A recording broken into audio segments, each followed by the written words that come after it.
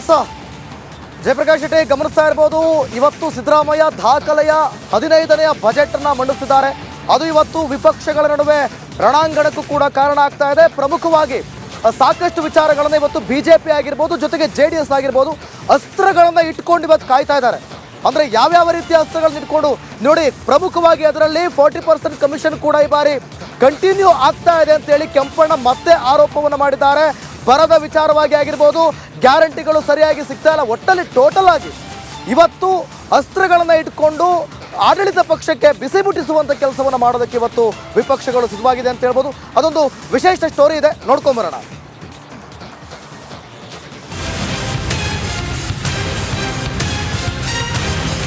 ಎಂದಿನಿಂದ ರಾಜ್ಯದ ಬಜೆಟ್ ಅಧಿವೇಶನ ಪ್ರಾರಂಭವಾಗುತ್ತಿದ್ದು, ರಾಜ್ಯಪಾಲ ತಾವರ್ಚಂದ್ ಗೆಹ್ಲೋಟ್ ವಿಧಾನಮಂಡಲದ ಉಭಯ ಸದನಗಳ ಸದಸ್ಯರನ್ನುದ್ದೇಶಿಸಿ ಭಾಷಣ ಮಾಡಲಿದ್ದಾರೆ. ಇನ್ನು ದಾಖಲೆಯ 15ನೇ ಆಯವ್ಯಯವನ್ನು ಫೆಬ್ರವರಿ 16ರಂದು ಸಿದ್ದರಾಮಯ್ಯ ಮಂಡನೆ ಮಾಡಲಿದ್ದಾರೆ.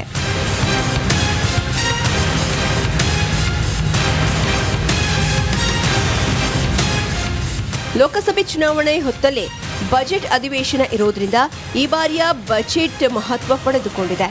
ಕೇಂದ್ರ ಬಜೆಟ್ನಲ್ಲಿ ರಾಜ್ಯಕ್ಕಾದ ತೆರಿಗೆ ಅನ್ಯಾಯ ಸೇರಿ ಬೇರೆ ಯಾವುದೇ ಯೋಜನೆಯನ್ನ ಮೋದಿ ಸರ್ಕಾರ ಘೋಷಣೆ ಮಾಡಿಲ್ಲ. ಹೀಗಾಗಿ ಫೆಬ್ರವರಿ 16ರಂದು ಸಿಎಂ ಸಿದ್ದರಾಮಯ್ಯ ರಾಜ್ಯದ 24-25ನೇ ಸಾಲಿನ ಮುಂಗಡ ಪತ್ರವನ್ನು ಮಂಡನೆ ಮಾಡಲಿದ್ದಾರೆ.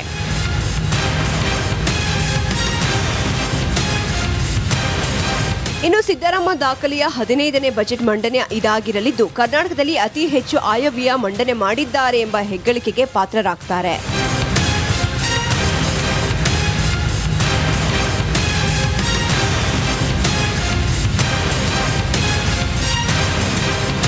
ಇಂದಿನಿಂದ ಫೆಬ್ರವರಿ 23ರವರೆಗೆ ಒಟ್ಟು 10 ದಿನಗಳ ಕಾಲ ವಿಧಾನಮಂಡಲದ ಜಂಟಿ ಅಧಿವೇಶನ ಇರಲಿದ್ದು, ರಾಜ್ಯದ ಆಯವ್ಯಯ ಮಂಡನೆ ಜೊತೆಗೆ ರಾಜಕೀಯ ಜಿದ್ದಾಜಿದ್ದಿನ ವಾಕ್ಸಮರಕ್ಕೆ ಶಕ್ತಿಸೌಧ ವೇದಿಕೆಯಾಗಿದೆ. ಅಧಿವೇಶನದಲ್ಲಿ ಹಲವು ವಿಧೇಯಕಗಳು ಮಂಡನೆಯಾಗಲಿವೆ.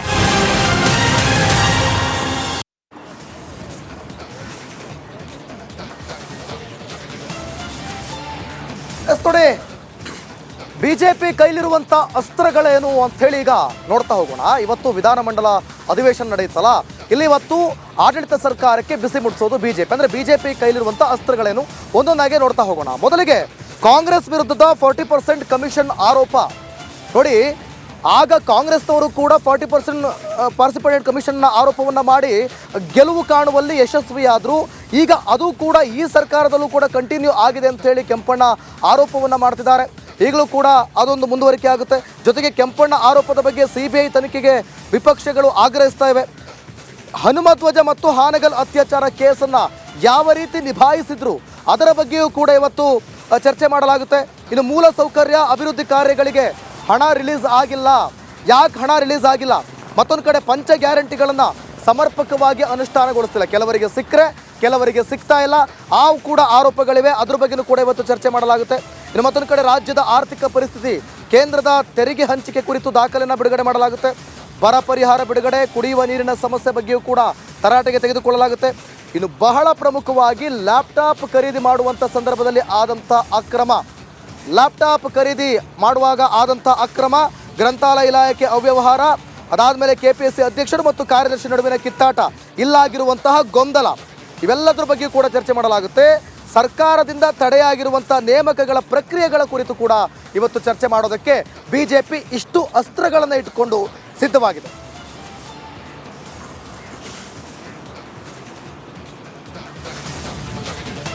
ನೋಡಿ, ಒಂದು ಕಡೆ ಬಿಜೆಪಿ ಮಾತ್ರವಲ್ಲ, JDS ಕೂಡ ಸಕಲ ರೀತಿಯಲ್ಲಿ ಸನ್ನದ್ಧವಾಗಿದೆ.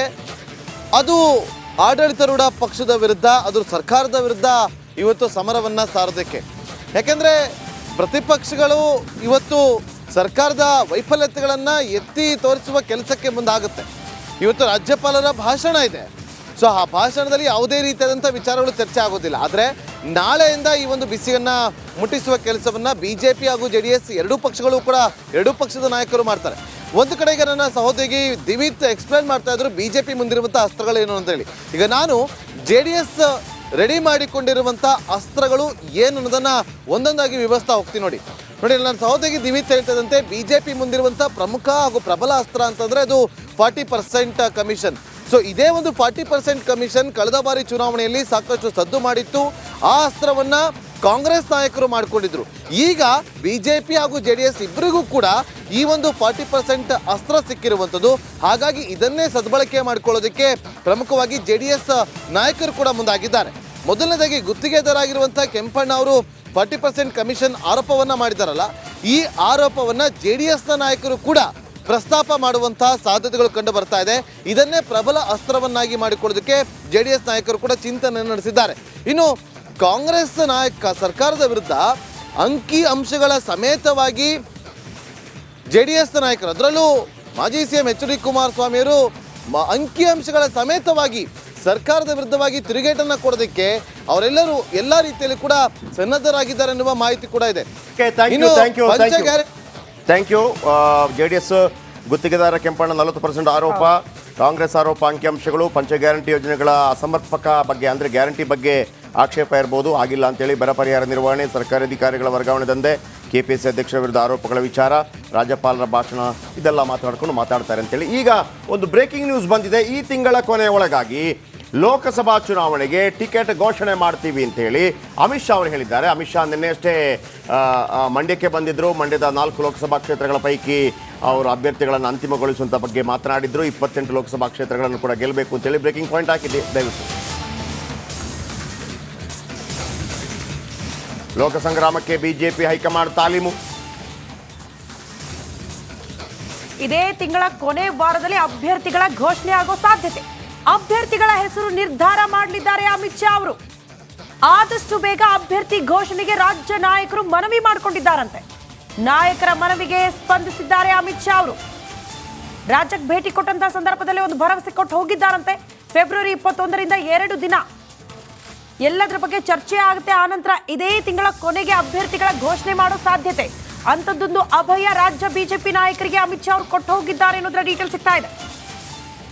ಆದಷ್ಟು ಬೇಗ ಅಭ್ಯರ್ಥಿಗಳ ಘೋಷಣೆ ಆಗ್ಬಿಟ್ರೆ ಶೆಟ್ರೆ ಕೆಲಸ ಮಾಡೋದಕ್ಕೆ ಚುನಾವಣೆ ಅದು ಏನಂತಂದ್ರೆ ಅವರಿಗೆ ಈ ಸಲ ಕೂಡ ಗೊತ್ತಿದೆ. ಕಳೆದ ಬಾರಿ ಅವರು ಹಿಮಾಚಲ ಪ್ರದೇಶದಲ್ಲಿ ಈ ಭಾಗದಲ್ಲೆಲ್ಲ ಅನೇಕ ಕಡೆ ಇಂಥ ಸರ್ಕಸ್ ಮಾಡಿದ್ರು. ಅಂದ್ರೆ 100 ದಿವಸಕ್ಕಿಂತ ಮೊದಲೇ ಮಾಡ್ಬಿಡೋದು. ಆಗ ನಿಮಗೆ ಕ್ಯಾಂಡಿಡೇಟ್ ಯಾರು ಅಂತ ಗೊತ್ತಾಗುತ್ತೆ, ಆಮೇಲೆ ಕೆಲಸ ಮಾಡೋದಕ್ಕೆ ಅವಕಾಶ ಸಿಗುತ್ತೆ, ಕೊನೆಗಳಿಗೆಯಲ್ಲಿ ಇಲ್ಲ ಅಂತೇಳಿ.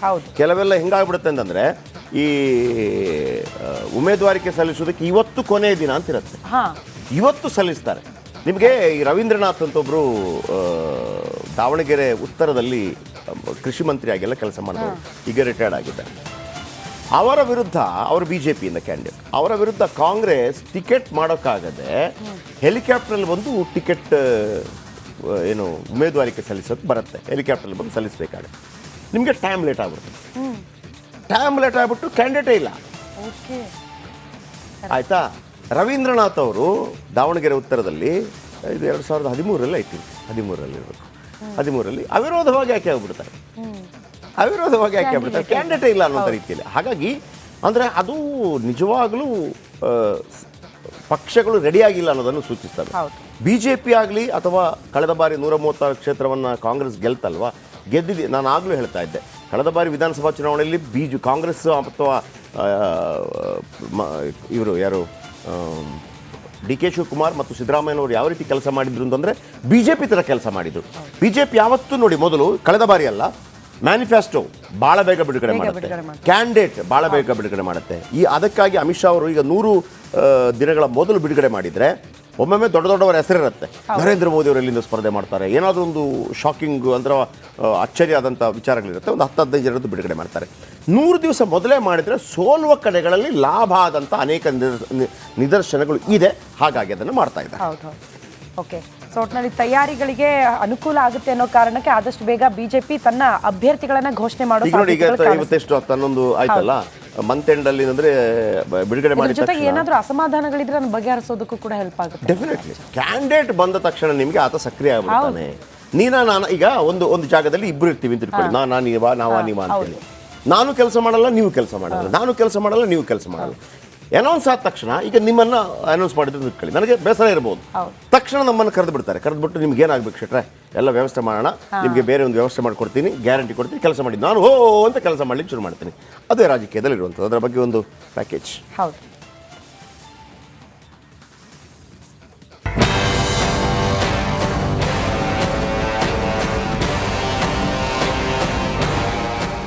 ಲೋಕಸಭೆ ಚುನಾವಣೆ ಅಖಾಡ ದಿನೇ ದಿನೇ ರಂಗೇರಿದೆ. ಕರ್ನಾಡಿನ ಜನರ ಮನ ಗೆಲ್ಲಲು ಬಿಜೆಪಿ ಭರ್ಜರಿ ಪ್ಲಾನ್ ಮಾಡುತ್ತಿದೆ. ನಿನ್ನೆ ಮೊನ್ನೆ ಕರ್ನಾಟಕದಲ್ಲಿ ಕೇಸರಿ ಪಡೆ ಅಮಿತ್ ಶಾ ನೇತೃತ್ವದಲ್ಲಿ ರಣಕಹಳೆ ಮೊಳಗಿಸಿದೆ. ಸಿಎಂ ತವರು ಮೈಸೂರಿನಲ್ಲಿ ಎಲೆಕ್ಷನ್ ಮಾಸ್ಟರ್ ಮೈಂಡ್ ರಣಬಲೆ ಹೆಣೆದಿದ್ದಾರೆ. ಲೋಕಸಮರದ ದಂಡಯಾತ್ರೆಗೆ ರಣನಗಾರಿ ಬಾರಿಸಲು ನಾಂದಿ ಹಾಡಿದ್ದಾರೆ.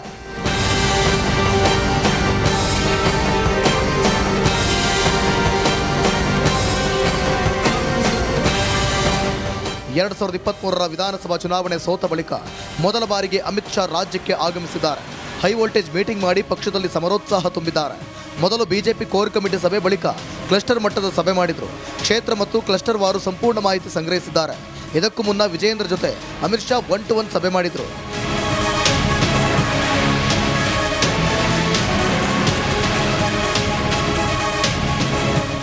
ಒಟ್ಟಾರೆ ಅಮಿತ್ ಶಾ ಭೇಟಿ ಬಳಿಕ ರಾಜ್ಯ ಬಿಜೆಪಿ ನಾಯಕರು ಹಾಗೂ ಕಾರ್ಯಕರ್ತರಲ್ಲಿ ಹೊಸ ಉರುಪು ಬಂದಿದೆ. ಜೊತೆಗೆ ಮೈತ್ರಿಯಲ್ಲಿದ್ದ ಗೊಂದಲಗಳು ಕೂಡ ಬಗೆಹರಿಯುವ ನಿರೀಕ್ಷೆ ಇದೆ.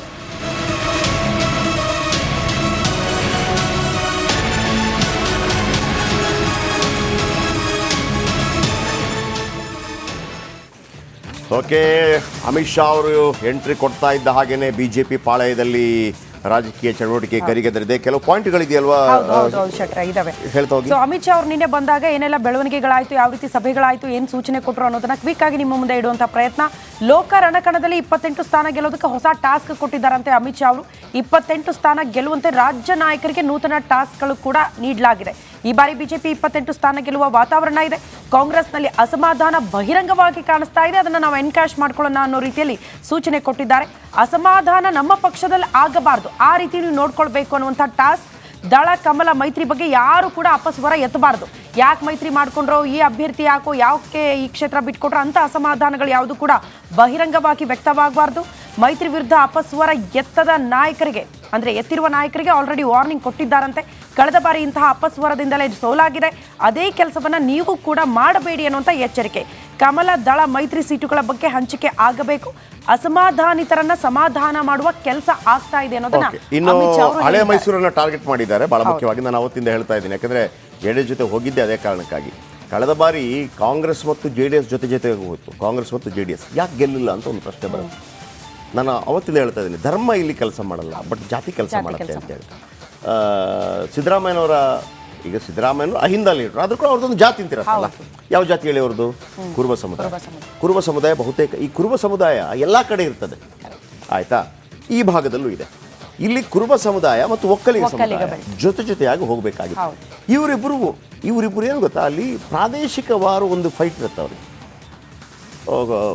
ಗೌಡ್ರು, ಕುರುಬರು ಅಂತೇಳಿ ಅವ್ರ ಜೊತೆಯಾಗಿ ಹೋಗೋದಕ್ಕಾಗಲೇ ಇಲ್ಲ ಕಳೆದ ಬಾರಿ. ಅದು ಹೋಗಿದ್ದಿದ್ರೆ ವರ್ಕೌಟ್ ಆಗ್ತಾ ಇತ್ತು. ಈ ಬಾರಿ ಅದೇ ಒಕ್ಕಲಿಗರು ಬಿಜೆಪಿ ಜೊತೆ ಹೋಗ್ತಾರಾ ಅಂತ ವೆರಿ ಇಂಪಾರ್ಟೆಂಟ್. ಎಕ್ಸಾಕ್ಟ್ಲಿ ನಂದು ಇದೇ ಪ್ರಶ್ನೆ ಇದ್ದಿದ್ದು ಶೆಟ್ರೆ. ಈಗ ಜೆಡಿಎಸ್ ಜೊತೆ ಕೈ ಸೇರಿಸ್ಕೊಂಡಿರೋದ್ರಿಂದ ಹಳೆ ಮೈಸೂರು ಭಾಗದಲ್ಲಿ ನೆಲೆ ಕಂಡುಕೊಳ್ಳೋದಕ್ಕೆ ಬಿಜೆಪಿ ಯಶಸ್ವಿ ಆಗುತ್ತಾ ಅಂತ ಈ ಬಾರಿ? ಈಗ ಬಿಜೆಪಿ ಅಲ್ಲಿ ಒಂದು ದೊಡ್ಡ ಪ್ರಯತ್ನವನ್ನು ಮಾಡ್ತಾ ಇದೆ ತಮ್ಮ ನೆಲೆಯನ್ನ ವಿಸ್ತರಿಸಿಕೊಳ್ಳೋದಕ್ಕೆ. ಆ ನೆಲೆ ಸ್ವಲ್ಪ ಗಟ್ಟಿಮುಟ್ಟಾಗ್ತಾ ಇದೆ. ಹಾಗಂತ ಬಿಜೆಪಿಗೆ ನಾಳೆನೇ ಗೆಲ್ಲಬೇಕು ಅಂತ ಏನಿಲ್ಲ. ಅವರ ಆಲೋಚನೆಗಳೆಲ್ಲ ದೀರ್ಘಾವಧಿ ಆಲೋಚನೆಗಳಾಗಿರ್ತದೆ. 20 ವರ್ಷ ಕಳೆದ ನಂತರ ನಮ್ಗೆ ಇಲ್ಲಿ ಇಷ್ಟು ಬರಬೇಕು ಅಂತೇಳಿ.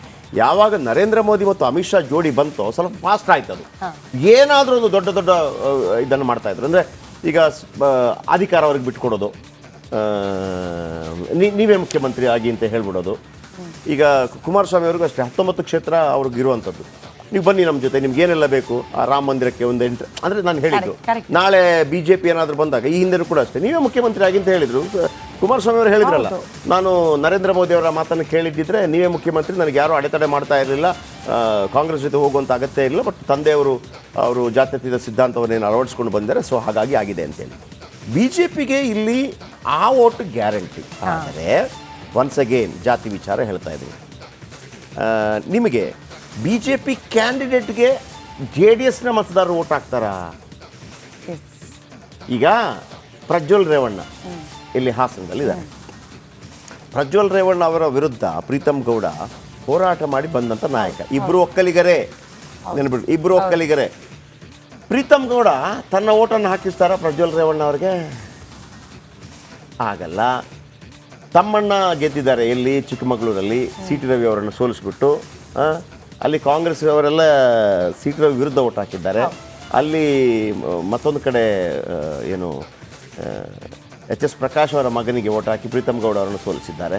ಸೊ ಹಾಗಿರುವಾಗ JDSನ ಓಟು BJPಗೆ ಹೋಗುತ್ತಾ ಅನ್ನುವಂಥದ್ದು ಡೌಟು. ಅದನ್ನು ಏನು ಮಾಡ್ತಾರೆ ಅನ್ನೋದು. ಈಗ ಕೆರೆಗೋಡಿನಲ್ಲಿ ಗಲಾಟೆ ಆಯಿತು, ಕುಮಾರಸ್ವಾಮಿ ಅವರು ಹಿಂದುತ್ವವಾದ ಜಪವನ್ನು ಮಾಡಿದರು. ನಮಗೆ ಬಂದಿರೋ ಮಾಹಿತಿ ಪ್ರಕಾರ ಕೆರೆಗೋಡು ವಿಚಾರಕ್ಕೆ JDS ಎಂಟ್ರಿ ಆಗಿರೋದು JDSನ ಯಾವ ಕಾರ್ಯಕರ್ತರಿಗೂ ಇಷ್ಟ ಆಗಿಲ್ಲ. ಯಾವಾಗ ಅದು ಗೊತ್ತಾಯಿತು, ದೇವೇಗೌಡರು ಸಡನ್ನಾಗಿ ಹಂಗೆ ಮಾಡಬೇಡಿ ಅಂತಂದರು. ಹಾಗಾಗಿ ಕೆರೆಗೋಡು ಬಂದಾಯ್ತಲ್ಲ, JDS ಅಡ್ರೆಸ್ಸೇ ಇರಲಿಲ್ಲ. ಅವ್ರು ಗೊತ್ತಾಗ್ಬಿಡೋದು ಇಲ್ಲಿ ಧರ್ಮ ಎಲ್ಲ ತಗೊಂಬಂದ್ರೆ ಆಗೋದಿಲ್ಲ ಅಂತೇಳಿ. ಹಾಗಾಗಿ ಆ ಭಯ ಕಾಡ್ತಾ ಇದೆ ಅವರಿಗೆ, ಬಟ್ ಇದು ಇಬ್ಬರಿಗೂ JDSಗೆ ನಿಜವಾಗಿದ್ದು ಡೇಂಜರು. ಯಾಕಂದರೆ ಕಾಂಗ್ರೆಸ್ ಆಗಲಿ BJP ಆಗಲಿ ಯಾವುದೇ ದೊಡ್ಡ ಪಕ್ಷಗಳು ಸ್ಥಳೀಯ ಪಕ್ಷಗಳನ್ನು ಜೊತೆಗೆ ತಗೊಳುತ್ತಲ್ಲ, ಆ ಪೋಷಣೆ ತೊಗೊಂಡ್ಬಿಡ್ತದೆ, ಗುಳುಂ ಸ್ವಾಹ. ಆದರೆ ದೇವೇಗೌಡರ ತನಕ ಒಂದು ಅಂತರ ಕಾಯ್ದುಕೊಂಡಿರ್ತಾರೆ. ಈ ಚುನಾವಣೆ, ಲೋಕಸಭಾ ಚುನಾವಣೆ ಆದ ನಂತರ, ಸೀಟ್ಗಳ ಹೊಂದಾಣಿಕೆ ಆದ ನಂತರ, ಗೆದ್ದು ಸೋತ ನಂತರ ದೇವೇಗೌಡರು ಯಾವ ನಿರ್ಧಾರ ಕೈಗೊಳ್ತಾರೆ ವೆರಿ ಇಂಪಾರ್ಟೆಂಟ್ ಆಗಿರುತ್ತೆ. ಬನ್ನಿ ಇದರ ಬಗ್ಗೆ ಇನ್ನಷ್ಟು ಹೆಚ್ಚಿನ ಮಾಹಿತಿಯನ್ನು ಕೊಡೋಣ. ಸುರೇಶ್ ಅವರೇ, ಒಂದೇ ನಿಮಿಷದಲ್ಲಿ ಹೇಳೋದಿದ್ರೆ, ಅಮಿತ್ ಶಾ ಬಂದು ಹೋಗಿದ್ದಾರೆ, ಮಂತ್ ಎಂಡಲ್ಲಿ ಅಭ್ಯರ್ಥಿಗಳ ಪಟ್ಟಿ ರಿಲೀಸ್ ಆಗುತ್ತೆ. JDS ಮತ್ತು BJP ಜೊತೆಯಾಗಿ ಹೋಗೋದಕ್ಕೆ ಹಳೆ ಮೈಸೂರು ಭಾಗದಲ್ಲಿ ಸಾಧ್ಯ ಇದೆಯಾ? ಅಷ್ಟು ಸುಲಭ ಆಗಿದ್ದಿದ್ರೆ ಕಾಂಗ್ರೆಸ್ ಮತ್ತು JDS ಜೊತೆಯಾಗಿ ಹೋಗುವಾಗ ಚೆನ್ನಾಗಿ ಹೋಗಬೇಕಿತ್ತಲ್ಲ. ಕೇವಲ ಒಂದೇ ಗೆದ್ರಲ್ಲ, ಇವರಿಬ್ಬರು ಜಾಯಿಂಟ್ ಆಗಿದ್ರು ಕೂಡ ಅಲ್ಲಿ 25 ಗೆದ್ರಲ್ಲ.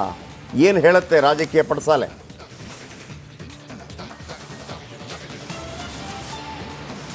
ಜಯಪ್ರಕಾಶ್, ಖಂಡಿತವಾಗಲೂ ಕೂಡ ಇದೇ ನಿಟ್ಟಿನಲ್ಲೇ ಅಮಿತ್ ಶಾ ಅವರು ಕಳೆದ ಬಾರಿ ಆದಂತಹ ಅಂದರೆ ಅದು ಯಾವ ರೀತಿ ಇತ್ತು ಅದಕ್ಕೆ ವ್ಯತಿರಿಕ್ತವಾಗಿ ಆಗಬಾರದು ಅನ್ನೋ ನಿಟ್ಟಿನಲ್ಲೇ ಈ ಬಾರಿ ಹೇಗಾದರೂ ಮಾಡಿ ಮೈತ್ರಿ ಸಕ್ಸಸ್ ಆಗಬೇಕು ಅಂತಕ್ಕಂಥದ್ದು ಕೇವಲ ರಾಜ್ಯ ನಾಯಕರಿಗೆ ಅಷ್ಟೇ ಅಲ್ಲ, ಹೈಕಮಾಂಡ್ ನಾಯಕರ ಗಮನದಲ್ಲೂ ಕೂಡ ಇರತಕ್ಕಂಥದ್ದು. ಅದೇ ನಿಟ್ಟಿನಲ್ಲೇ ಈ ಬಾರಿ ರಾಜ್ಯಕ್ಕೆ ಅಮಿತ್ ಶಾ ಆಗಮನ ಆದ ನಂತರ ಮೊದಲನೇದಾಗಿ ಸಭೆ ನಡೆದಿದ್ದು ಮೈಸೂರು ಕ್ಲಸ್ಟರ್ನ ಸಭೆ. ಪ್ರಮುಖವಾಗಿ ಹಾಸನ, ಮಂಡ್ಯ, ಮೈಸೂರು, ಚಾಮರಾಜನಗರ ಏನಿದೆ ಈ ಭಾಗದಲ್ಲಿ ಸಭೆಯನ್ನು ಮಾಡಿ ಮೊದಲ ಸಭೆಯನ್ನು ಇಲ್ಲಿಂದಲೇ ಈ ಸಭೆಯ ಮೂಲಕವೇ ಒಂದು ಸಂದೇಶವನ್ನು ರವಾನೆ ಮಾಡಿರ್ತಕ್ಕಂಥದ್ದು. ಇದೇ ಭಾಗದ ನಾಯಕರಿಗೂ ಕೂಡ ಬಂದಿರತಕ್ಕಂಥ ಪ್ರಮುಖರು, ಆ ಭಾಗದ ಎಲ್ಲ ಸ್ಥಳೀಯ ಮುಖಂಡರಿಗೂ ಕೂಡ ಈಗಾಗಲೇ ಒಂದು ಖಡಕ್ ಸೂಚನೆಯನ್ನು ಕೊಟ್ಟಿರ್ತಕ್ಕಂಥದ್ದು. ಮೈತ್ರಿ ವಿಚಾರವಾಗಿ ಯಾವುದೇ ರೀತಿಯ ಗೊಂದಲವನ್ನು ಎತ್ತಬಾರದು, ಅದು ಪ್ರಮುಖವಾಗಿ ಹಳೆ ಮೈಸೂರು ಭಾಗ ಏನಿದೆ ಅದು ನಮ್ಮ ಮೊದಲ ಟಾರ್ಗೆಟ್ ಆಗಬೇಕು ಈ ಬಾರಿ ಲೋಕಸಭೆ ಚುನಾವಣೆಗೆ ಅಂತಕ್ಕಂತಹ ಟಾರ್ಗೆಟನ್ನು, ಟಾಸ್ಕನ್ನು ಕೊಟ್ಟು ಹೋಗಿರ್ತಕ್ಕಂಥದ್ದು. ಸೊ ಇದೇ ನಿಟ್ಟಿನಲ್ಲಿ ಎಲ್ಲ ಮುಖಂಡರು ಕೂಡ ಈಗ JDSನ ಜೊತೆ ಯಾವುದೇ ರೀತಿಯ ಅಸಮಾಧಾನಗಳು, ಬಿರುಕುಗಳು ಏನಿದೆ ಇದೆಲ್ಲವನ್ನೂ ಕೂಡ ಬದಿಗೊತ್ತಿ ಈಗ ಅಮಿತ್ ಶಾ ಅವರ ಸೂಚನೆ ಮೇರೆಗೆ ನರೇಂದ್ರ ಮೋದಿ ಅವರನ್ನ ಕೈ ಬಲಪಡಿಸುವ ನಿಟ್ಟಿನಲ್ಲಿ ಎಲ್ಲರೂ ಕೆಲಸ ಮಾಡಬೇಕಾದಂಥ ಅನಿವಾರ್ಯತೆ ಇರತಕ್ಕಂಥದ್ದು. ಸೊ ಇದೇ ನಿಟ್ಟಿನಲ್ಲೇ ಖಂಡಿತವಾಗಲೂ ಕೂಡ ಈ ಬಾರಿ ಕೆಲಸವನ್ನು ಮಾಡ್ತಾರೆ ಅಂತಕ್ಕಂಥದ್ದು ಕೂಡ ಈಗ ಸದ್ಯದ ಚರ್ಚೆ ಆಗ್ತಾ ಇರ್ತಕ್ಕಂಥದ್ದು. ಸೊ ಹೀಗಾಗಿ ಖಂಡಿತವಾಗಿಯೂ ಕೂಡ ಈ ಬಾರಿಯ ಮೈತ್ರಿ ಬಹುತೇಕ ಸಕ್ಸಸ್ ಆದೇ ಆಗುತ್ತೆ. ಕೆಲವು ಭಾಗಗಳಲ್ಲಿ ಎಲ್ಲ ಒಂದಷ್ಟು ಕಾರ್ಯಕರ್ತರ ಮಧ್ಯೆ ಕೆಲವು ಕಡೆ ಚಿಕ್ಕಪಟ್ಟ ಬಿರುಕುಗಳು ಆಗ್ಬೋದು ಬಿಟ್ಟರೆ, ಆದರೆ ಮುಖಂಡರಂತೂ ಖಂಡಿತವಾಗಲೂ ಕೂಡ ಇಲ್ಲಿ ರಾಜಿ ಆಗಲೇಬೇಕಾದಂಥ ಅನಿವಾರ್ಯತೆ ಇರ್ತಕ್ಕಂಥದ್ದು. ಏಕೆಂತಂದರೆ ಪಕ್ಷದಲ್ಲಿ ಕೂಡ ಅವರಿಗೂ ಕೂಡ ಮುಂದಿನ ರಾಜಕೀಯ ಒಂದು ಉಳಿವಿನ ಬಗ್ಗೆ ಕೂಡ ಪ್ರಶ್ನೆ ಇರತಕ್ಕಂಥದ್ದು. ಸೊ ಈ ನಿಟ್ಟಿನಲ್ಲಿ ಹೈಕಮಾಂಡ್ ನಾಯಕರು ಕೂಡ ಖಡಕ್ ಎಚ್ಚರಿಕೆಯನ್ನು ಕೊಟ್ಟೋಗಿರ್ತಕ್ಕಂಥದ್ದು.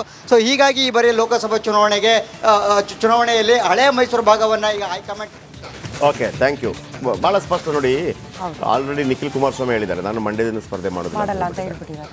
ಅಲ್ಲಿ ಸುಮಲತಾಗೆ ಕೊಡೋದಕ್ಕೆ ಕೇಂದ್ರ BJP ನಾಯಕರು ಸಹಮತ ಇದೆ ಅವರಿಗೆ. ಬಟ್ ಇದ್ರ ಜೊತೆ ಒಂದು ಟಾಕ್ ಇರೋದು, ಪುಟ್ಟರಾಜು ಅವರಿಗೆ ಅಲ್ಲಿ ಟಿಕೆಟ್ ಕೊಡ್ತಾರೆ, ನಿಖಿಲ್ ಕುಮಾರಸ್ವಾಮಿ ಅವ್ರನ್ನ ಉಸ್ತುವಾರಿ ಮಾಡ್ತಾರೆ ಅನ್ನುವಂಥ ಟಾಕ್. ಸರಿ, ಹಾಗಿದ್ದರೆ ಸುಮಲತಾ ಯಾರ ಪರ ಕೆಲಸ ಮಾಡ್ತಾರಾ? ಪುಟ್ಟರಾಜು ಅವರ ವಿರುದ್ಧ ಕೆಲಸ ಮಾಡ್ತಾರಾ? ಖಂಡಿತ ಸಾಧ್ಯ ಇಲ್ಲ. ಪರವಾಗಿ ಕೆಲಸ ಮಾಡ್ತಾರೆ, ಆಯ್ತಪ್ಪ. ಸುಮಲತಾ ಅವರು BJP ಕ್ಯಾಂಡಿಡೇಟ್ ಅಂತ ಇಟ್ಕೊಳ್ಳಿ, ನಿಖಿಲ್ ಕುಮಾರಸ್ವಾಮಿ ಓಟ್ ಹಾಕಿಸ್ತಾರಾ? ಆಗಲ್ಲ. ಪ್ರಜ್ವಲ್ ರೇವಣ್ಣಗೆ ಪ್ರೀತಮ್ ಗೌಡ ಓಟ್ ಹಾಕಿಸ್ತಾರಾ? ಅಷ್ಟು ಈಸಿ ಇಲ್ಲ. ಆದರೆ ಅಲ್ಲಿ ನರೇಂದ್ರ ಮೋದಿ ಅನ್ನೋದು ಒಂದು ಶಕ್ತಿ ಇದೆ. ಈಗ 66 ಸೀಟ್ ಬಂದಿದಲ್ವ BJPಗೆ, ಆ ಲೆಕ್ಕದಲ್ಲಿ ಇಲ್ಲಿ ಬರಲೇಬಾರ್ದು BJP. ಆದರೆ ನರೇಂದ್ರ ಮೋದಿ ಅಂತ ಬಂದಾಗ ಬರುತ್ತೆ. ಜನ ಒಂದು ನಿರ್ಧಾರ ಮಾಡಿದ್ದಾರೆ, ನೀವು ರಾಜ್ಯದ ಮುಖ ಇಟ್ಕೊಂಡು, ರಾಜ್ಯದ ನಾಯಕರ ಮುಖ ಇಟ್ಕೊಂಡು ನರೇಂದ್ರ ಮೋದಿ ಅಂತ ಹೇಳಬೇಡಿ, ತೆಗೆದು ಬಿಸಾಕ್ತೀವಿ. ನರೇಂದ್ರ ಮೋದಿಗೆ ಯಾವಾಗ ಓಟ್ ಹಾಕಬೇಕು ನಾವು ಹಾಕ್ತೀವಿ ಅನ್ನುವಂಥದ್ದು. ಅವರು ನರೇಂದ್ರ ಮೋದಿ ಒಂದು ಮಾತನ್ನು ಹೇಳ್ತಾ ಇದ್ರು, 370 ಗೆಲ್ತೀವಿ ಅಂತ ಹೇಳ್ತಾ ಇದ್ರು. ನಾನಿವತ್ತು ಕರ್ನಾಟಕ ಪ್ರೈಮ್ ಟೈಮ್ನಲ್ಲಿ ಆ 370 ಸಾಧ್ಯ ಇದೆಯಾ, 370 ಅಂತ ಯಾಕೆ ಹೇಳ್ತಾ ಇದ್ದಾರೆ? 363 ಕ್ರಾಸ್ ಆದರೆ ಏನು ಬದಲಾವಣೆಗಳನ್ನು ಸಂವಿಧಾನದಲ್ಲಿ ಮಾಡಲಿಕ್ಕೆ ಆಗ್ತದೆ, ತಿದ್ದುಪಡಿ ಏನು ಮಾಡಲಿಕ್ಕೆ ಆಗುತ್ತೆ, ಅದರ ಬಗ್ಗೆ ಕೂಡ ಹೇಳ್ತೀನಿ. ಈಗೊಂದು ಪುಟ್ಟ ಬ್ರೇಕ್ ಆದ ನಂತರ ಸಿರ್ಸಿಯ ಗೌರಿ ನಾಯಕ್ ಆ ಹೆಣ್ಮಗಳು ಒಂದು ಬಾವಿ ತೋಡ್ತಾ ಇದ್ದಾರೆ ಅಂಗನವಾಡಿ ಮಕ್ಕಳಿಗಾಗಿ. ಈ ಅಧಿಕಾರಿಗಳು ಈಗ ನಾಚಿಕೆ ಹಾಕತ್ತೆ ಅವರಿಗೆ, ನಾವು ನೀರು ಕೊಡಲಿಲ್ಲ, ಆ ತಾಯಿ ತೋಡ್ತಾ ಇದ್ದಾಳೆ ಫ್ರೀಯಾಗಿ ಅಂತ ಹೇಳೋದು ಮುಚ್ಚಬೇಕು ಅಂತೇಳಿ. ಆ ತಾಯಿಗೇನಾದರೂ ಕಿರಿಕಿರಿ ಮಾಡಿದರೆ ಜನಪ್ರತಿನಿಧಿಗಳೇ ಮತ್ತು ಅಧಿಕಾರಿಗಳೇ, ನಿಮ್ಮ ಫೋಟೋ, ನಿಮ್ಮ ನಂಬರು ಮತ್ತು ಜನ ಯಾವ ರೀತಿ ಚೀತು ಮಾಡಿಸ್ಬೇಕು ಅಂತಂದರೆ ನೀವು ಗಡೀಪಾರಾಗಿ ಓಡೋಗ್ಬಿಡ್ಬೇಕು. ಇದು ಓಪನ್ ಚಾಲೆಂಜ್ ರಿಪಬ್ಲಿಕ್ ಕನ್ನಡದ್ದು. ತಾಕತ್ತಿದ್ರೆ ಆ ಗೌರಿ ನಾಯಕ, ಆ ಹೆಣ್ಮಗಳು, ಆ ತಾಯಿ 55 ವರ್ಷದ ತಾಯಿ ಫ್ರೀಯಾಗಿ ಬೆಳಗ್ಗೆ 6 ಗಂಟೆಯಿಂದ ಮಧ್ಯಾಹ್ನ 12 ಗಂಟೆ ತನಕ ಬಾವಿ ತೋಡಿ ಮಕ್ಕಳಿಗೆ ನೀರು ಕೊಡಬೇಕು. ವಿಷ ಕೊಡ್ತೀರೇನ್ರಿ? ವಿಷ ಕೊಡ್ತೀರಾ ನೀವು? ಆ ತಾಯಿ ಬಾವಿ ತೋಡಿದರೆ ಮುಚ್ಚಿಸ್ತೀರಾ? ನಿಮ್ಮನ್ನು ಅದರ ಒಳಗಾಕಿ ಮುಚ್ಚಿಸ್ತೀವಿ. ಎಚ್ಚರಿಕೆಯಲ್ಲಿ, ಇದು ಎಚ್ಚರಿಕೆ ಅಂತ ತಿಳ್ಕೊಳ್ಳಿ. ಜನಪರವಾಗಿ ನಾವು ಈ ನಿಲುವು ತಗೊಳ್ತೀವಿ. ಈಗೊಂದು ಪುಟ್ಟ ಬ್ರೇಕ್ ಆದ ನಂತರ ಬಿಗ್ ಮಾರ್ನಿಂಗ್ ಮುಂದುವರಿಯುತ್ತೆ.